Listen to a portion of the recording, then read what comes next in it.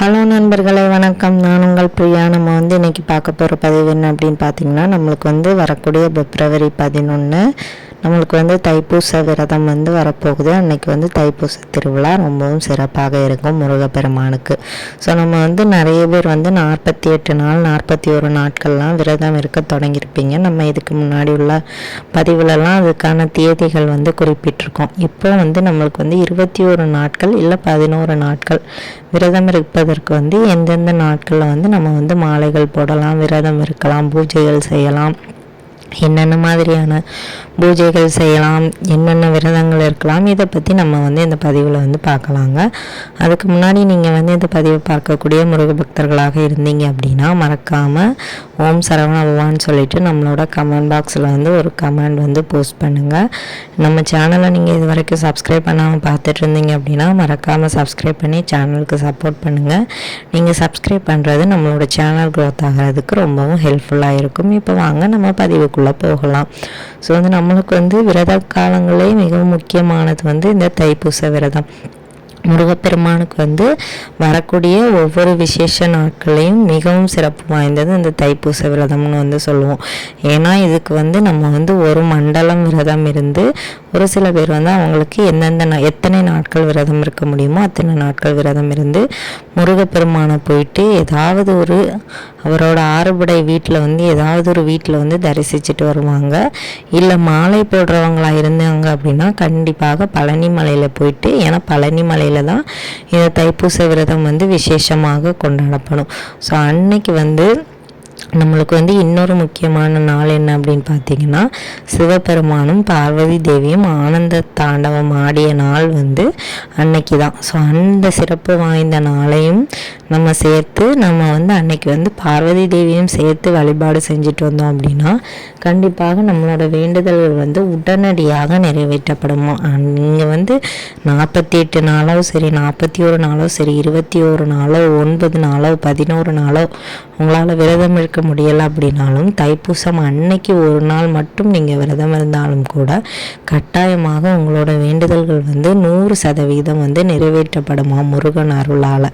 அதனால் நீங்கள் முருகப்பெருமான் மீது முழுமையான பக்தி வச்சுருந்தீங்க அப்படின்னா கண்டிப்பாக ஒரு நாள் விரதத்திலே உங்களுக்கு எப்பேற்பட்ட வேண்டுதலும் கைகூடும் அப்படின்னு சொல்லப்பட்டிருக்கு. அந்த அளவுக்கு ஒரு பவர்ஃபுல்லானது இந்த தைப்பூச விரதம். அந்த தைப்பூச விரதம் அன்னைக்கு இவ்வளவு நாள் எத்தனை பேர் விரதம் இருக்காங்களோ அவங்க பாத யாத்திரை போவாங்க, பால் காவடி எடுப்பாங்க, பன்னீர் காவடி, பறக்கும் காவடி, அந்த வேல் குத்துவாங்க, அழகு குத்துவாங்க. இந்த மாதிரி என்னென்ன மாதிரியான வேண்டுதல்களாம நம்மளுக்கு பார்த்தாலே மெய்சில் இருக்கிற அளவுக்கு வேண்டுதல்களை மக்கள் செய்வாங்க. அவங்க அவங்களோட வேண்டுதல்கள் நிறைவேறாமையே அவங்க அந்த பரிகாரங்களெல்லாம் செய்கிறாங்க. கண்டிப்பாக முருகப்பெருமான் நம்மளுக்குரிய நாட்கள் வரும்போது கட்டாயமாக நம்மளோட வேண்டுதல்களை நிறைவேற்றி தருவார். ஸோ நம்ம இப்போ 21 நாட்கள் விரதம் இருப்பதற்கு நம்மளுக்கு எந்த நாள் கரெக்டாக இருக்கும் அப்படின்னு பார்த்தீங்கன்னா 22/1/2025, அதாவது வரக்கூடிய புதன்கிழமை. இன்னும் 2 நாட்கள் தான் இருக்குது. நாளைக்கு செவ்வாய், நாளை கழிச்சு புதன். அன்னைக்கு நீங்கள் விரதம் இருக்க தொடங்கினீங்க அப்படின்னா கரெக்டாக தைப்பூசத்தன்னைக்கு உங்களுக்கு 21 நாட்கள் ஆகும். நீங்கள் மாலை போடுறவங்களாக இருந்தாலும் சரி, இல்லை நான் விரதம் மட்டும் இருக்க போகிறேன் அப்படிங்கிறவங்க இருந்தாலும் சரி, ஒன்றும் பிரச்சனை இல்லை. நீங்கள் 22ஆம் தேதி தொடங்கினீங்க அப்படின்னா கரெக்டாக 21 நாட்கள் உங்களுக்கு அந்த தைப்பூச தேதியில் வரும். அந்த பூச நட்சத்திரம் வரக்கூடிய இந்த தைப்பூச விரதத்தில் நீங்கள் மாலைகள் போடுறதா இருந்தால் நீங்கள் என்னென்ன மாதிரி எல்லாம் செய்யணும் அப்படின்னு பார்த்தீங்கன்னா, மாலை போடுற அன்னைக்கு நீங்கள் காலையிலே தலைக்கு குளிச்சுட்டு சூரியன் உதயத்திற்கு முன்னாடி தலைக்கு குளிச்சிருங்க. தலைக்கு குளிச்சுட்டு ஏதாவது கோவிலில் போயிட்டோ இல்லை வீட்டில் பெரியவங்க, அம்மா, உங்களுக்கு யார் மூலமாக மாலை போடணும்னு தோணுதோ அவங்க கையால் நீங்கள் மாலைகள் போடலாம். அதே மாதிரி மாலையை கழட்டுற அன்னைக்கும் நீங்கள் அதே போல் கோயிலுக்கு போகணும். கோயிலில் போட்டிங்க அப்படின்னா கோயிலில் தான் கழட்டணும், வீட்டில் போட்டிங்க அப்படின்னா வீட்டில் தான் கழட்டணும். அதை மாற்றி மாற்றி நீங்கள் செய்யக்கூடாது. அதே மாதிரி நீங்கள் பச்சை நிற ஆடைகள் அணிய வேண்டும். செருப்பு காலில் போடக்கூடாது. கண்டிப்பாக தினமும் தலைக்கு குளிக்கணும். 2 வேளையினாலும் முடிஞ்ச அளவுக்கு குளிச்சிருங்க. அப்புறம் வந்து சைவம் தான் சாப்பிடணும், அசைவம் எடுக்கவே கூடாது. பொதுவாக மாலை போட்டால் நம்ம வந்து அசைவம் எடுக்க மாட்டோம். மாலை போடாமல் விரதம் இருக்கிறவங்களுக்கு நம்ம என்ன அடுத்து பார்க்கலாம். அப்புறம் வந்து நீங்கள் வந்து அனுதினமும் முருகரோட ஏதாவது ஒரு நாமத்தை வந்து சொல்லணும். காலையிலும் மாலையிலும் விளக்கேற்ற வேண்டும். முடிந்தளவு ஒரு வேளையாவது விளக்கேற்றி முருகரோட ஏதாவது ஒரு நாமத்தை வந்து சொல்லணும். கந்தசஷ்டி கவசமோ வேல்மாறலோ கந்தகுரு கவசமோ எது உங்களுக்கு வந்து பாராயணம் பண்ணணும்னு தோணுதோ அதை வந்து நீங்கள் வந்து சொல்லலாம். தினமுமே முருகப்பெருமானோட படத்துக்கு வந்து நீங்கள் வந்து பூ அலங்காரங்கள் ஒரு பூனாலும் வச்சு அலங்காரம் பண்ணணும். அதை வந்து மறுநாள் வந்து அந்த பூ வந்து அப்படியே இருக்கக்கூடாது, அதை வந்து கண்டிப்பாக மாற்றிருக்கணும். அந்த மஞ்சள் குங்குமம் பொட்டு வைக்கிறது கூட நீங்கள் வந்து மாற்றணும். அதே மாதிரி தினமும் நீங்கள் வந்து சர்க்கோண கோலம் போட்டு 6 தீபம் ஏற்ற முடிஞ்சால் 6 தீபம் ஏற்றுங்க, இல்லை ஒரு அகல் தீபம்னாலும் ஏற்றுங்க. ஆனால் தினமும் அந்த சர்க்கோண கோலம் அழித்து மறுபடியும் நீங்கள் வந்து புதுசாக தான் சர்க்கோண கோலம் போட்டு சாமி கும்பிடணும். இதெல்லாம் வந்து முக்கியமான விஷயம், மறந்துடாமல் செஞ்சுருங்க. அதே மாதிரி மாலை போடாதவங்க வந்து நீங்கள் வந்து உங்களால் ஒரு வேளை விரதம் இருக்க முடிஞ்சுது அப்படின்னா விரதம் இருங்க. இல்லை என்னால் விரதம் இருக்க முடியலன்னா ஒன்றும் பிரச்சனை இல்லை, காய்கறி மட்டும் சாப்பிடுங்க. கண்டிப்பாக அசைவம் வந்து வீட்டில் எடுக்காதீங்க. வீட்டில் அப்படி யாருக்காவது சாப்பிடணும்னு தோணுதுன்னா வெளியே கடையில் போயிட்டு சாப்பிட்டுட்டு வர சொல்லுங்கள். வீட்டில் வந்து நீங்கள் சமைக்காதீங்க. அதே மாதிரி குழந்தை வர வேண்டி இருக்கிறவங்களாக இருந்தாலும் சரி, கணவன் மனைவியாக இருந்தாலும் சரி, நீங்கள் வந்து இந்த தாம்பத்திய உறவு வந்து கண்டிப்பாக இருக்கக்கூடாது. நீங்கள் வந்து குழந்தைக்காக தான் தைப்பூச விரதம் இருக்கிறீங்க அப்படின்னாலும் இந்த ஒரு மாதமும் நீங்கள் வந்து விரதம் இருக்கிறீங்க அப்படின்னா நீங்கள் வந்து கண்டிப்பாக தாம்பத்தியத்தில் வந்து இருக்கக்கூடாது. அதுக்கு அடுத்த மாதத்துலேருந்து நீங்கள் வந்து தொடர்ந்துக்கலாம்.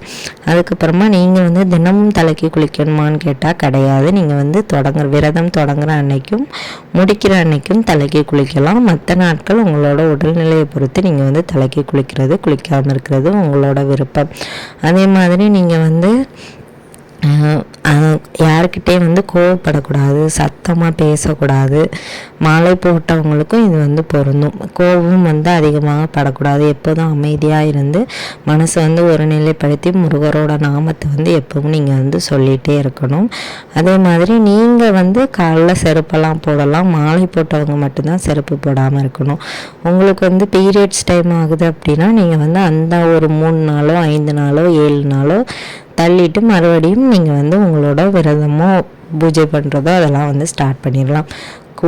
முடிந்த அளவுக்கு மாலை போடுறவங்களாக இருந்தாலும் சரி, சாதாரண விரதம் இருக்கிறவங்களாக இருந்தாலும் சரி, பிரம்ம முகூர்த்த வேலையில் எழும்பி நீங்கள் வந்து முருகப்பெருமானுக்கு சர்க்கோண கோலம் போட்டு 6 தீபமோ வெற்றிலை தீபமோ ஒரு தீபமோ ஏதாவது ஒரு தீபம் நீங்கள் நல்லெண்ணெய் தீபமோ நெய் தீபமோ ஏற்றி வழிபாடு பண்ணிட்டு வந்தீங்க அப்படின்னா கண்டிப்பாக அதற்குரிய பலன்கள் வந்து உங்களுக்கு வந்து வெகு விரைவாக கிடைக்கும். அதே மாதிரி என்ன நெய்வேத்தியம் வைக்கணும்னா எதுனாலும் வைக்கலாம். பால், கற்கண்டு, பேரிச்சப்பழம், காய்ந்த திராட்சை, இந்த மாதிரி எதுனாலும் நீங்கள் வந்து செஞ்சு வைக்கலாம். இல்லை சர்க்கரை பொங்கல் ஏதாவது சாப்பாடு உங்களுக்கு என்ன பிடிக்குதோ அதை வந்து நீங்கள் வந்து செஞ்சு வைக்கலாம்.